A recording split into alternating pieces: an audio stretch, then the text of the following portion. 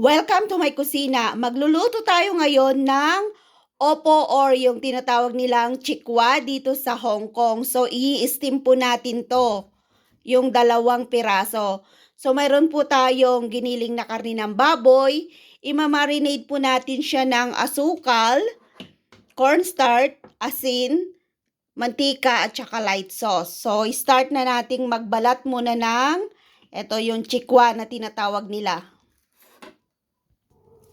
Ganito po yung pagbalat dito. Ayan. Hindi mo siya aalisin lahat yung pinakabalat niya. Kaliskisan mo lang yung kanyang balahibo. Gumamit po ako ng gloves kasi nangangati po ako kung hinahawakan ko yung chikwa na to.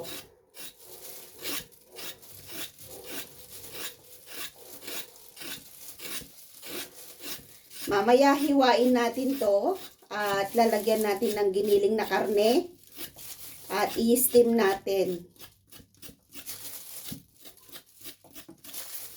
So, ganito po yung pagbalat dito.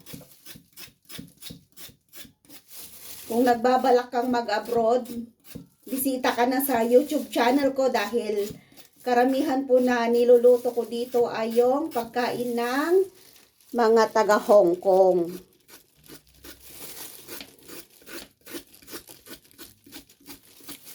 Yan. So, ang laki. Hindi kaya matigas to. Pag namimili po kayo, piliin nyo po yung medyo bata-bata. Si amo kasi na malengke. Kaya, hindi ko alam kung matigas na to mamaya. Tanggalan po natin ito ng yung pinakadulo. Yan.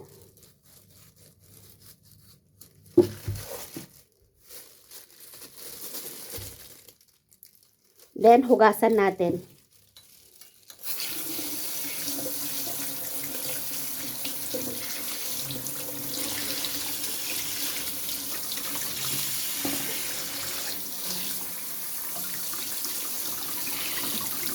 So, hiwain na natin tong ating chikwa.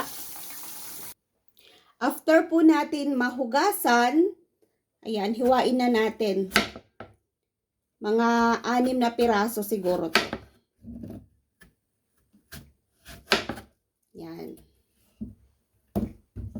So, ganito po yung paghiwa natin dahil iluluto natin siya sa steamer.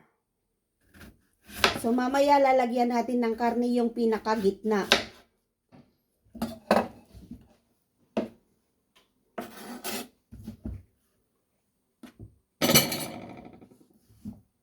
So, eto,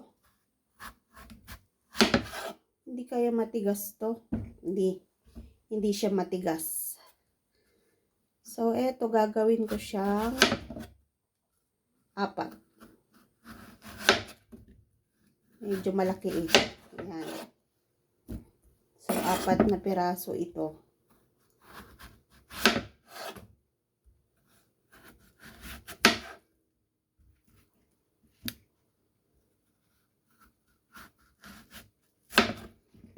So, yan na po yung nahiwa natin. So, ang gagawin po natin dito ay alisan natin yung pinakagitna. Ito. Yan, iskopin natin. Yan, iskopin natin ito. Yung gitna. So, tanggalan po natin konti. Yan. Kasi dito natin ilalagay yung karne na i-steam natin.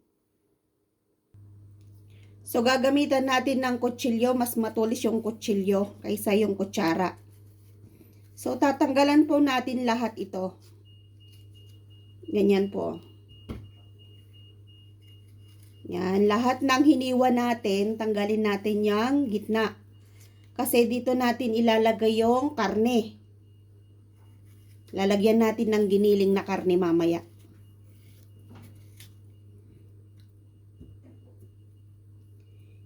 Steam chikwa.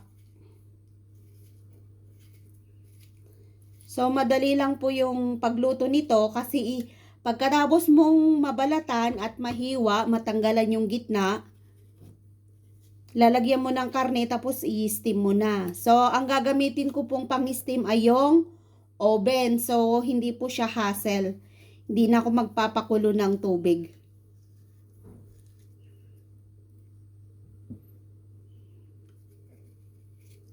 Yan, malapit na nating matapos.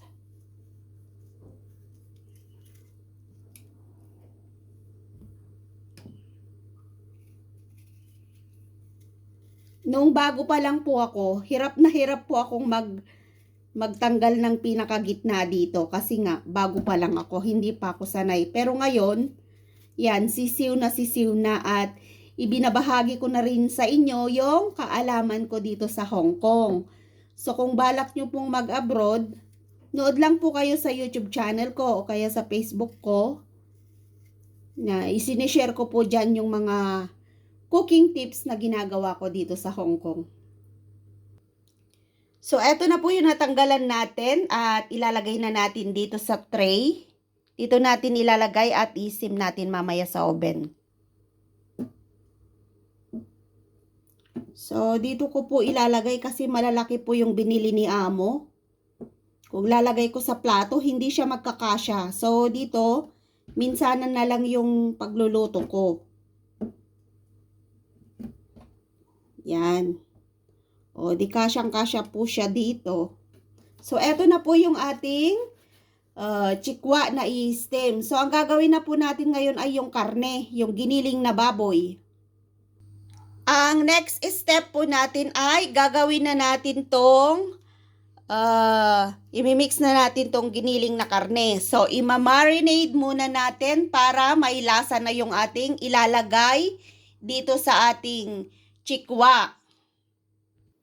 So, ang una kong ilalagay ay yung liquid. Lalagyan ko ng light sauce. And then, lalagyan ko siya ng mantika. At lalagyan ko siya ng asin, asukal, at saka yung light sauce. Yung cornstarch. Para pag nilagay natin, yan, cornstarch. So, maglalagay ako ng konting paminta para may ibang lasa naman. And then, mix well. Kasi dito natin imamarinate yung ating giniling. So, mimix lang natin ng chopstick. Yan, simpleng-simple lang po yung pagluluto. Mahilig kasi sila sa steam, so more on steam talaga yung niluluto ko dito sa Hong Kong. At ang kadalasan po na gamit naming karne dito ay yung naka-frozen na. Dinidefrost ko na lang po yan pag magluluto ako. So, imimix together natin dun sa ating ginawang marinade. Mas masarap siguro kung mga fresh giniling yung ilalagay natin. Kaya lang, ito yung binibili ni Amo.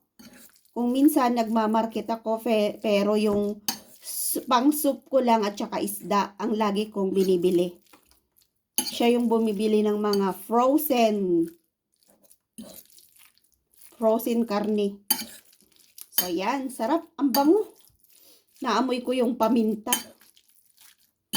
So, mix lang natin.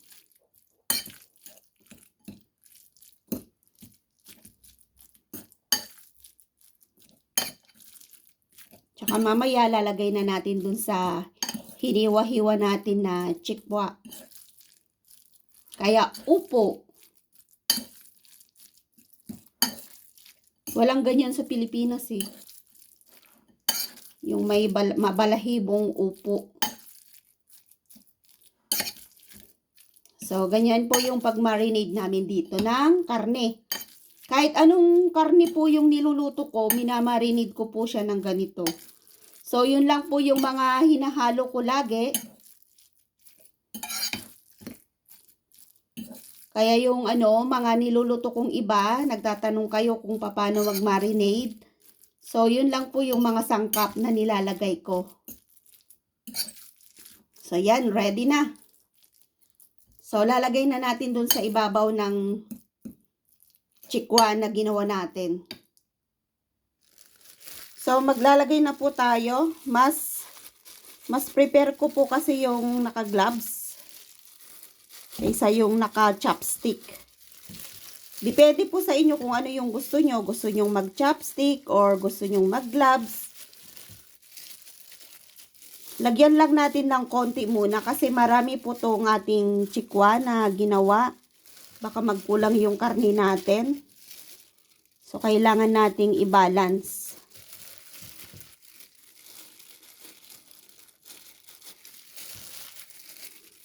So, simpleng-simple lang po yung pagluluto dito ng ulam.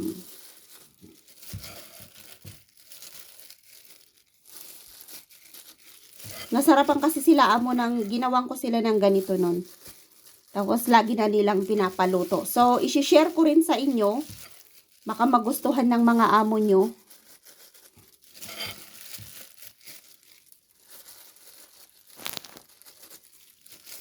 At kung may matira, magdadagdag po tayo dun sa nilagay natin na na serving.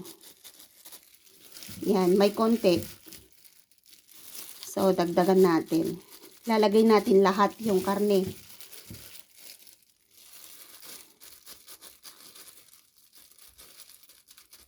Yan. So, eto na po yung ating steam na chikwa. Eto na po yung finished product na nagawa natin. So, ready to steam na po yung ating steam chikwa. Sana po ay may natutunan kayo. So, ipapainit na natin yung ating oven. So, siguraduhin po natin na yung oven natin ay mainit bago natin ilagay yung ating i-steam.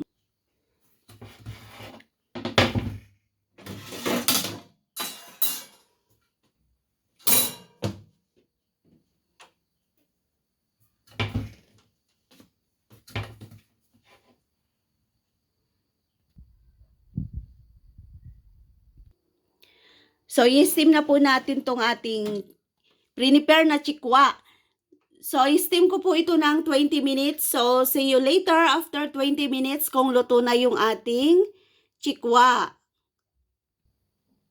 So, ayan na po siya, oh. Yan. Sarap. So, luto na po kayo sa bahay ng mga amo nyo dahil madali lang po siyang lutuin. Thank you for watching po. Bye-bye!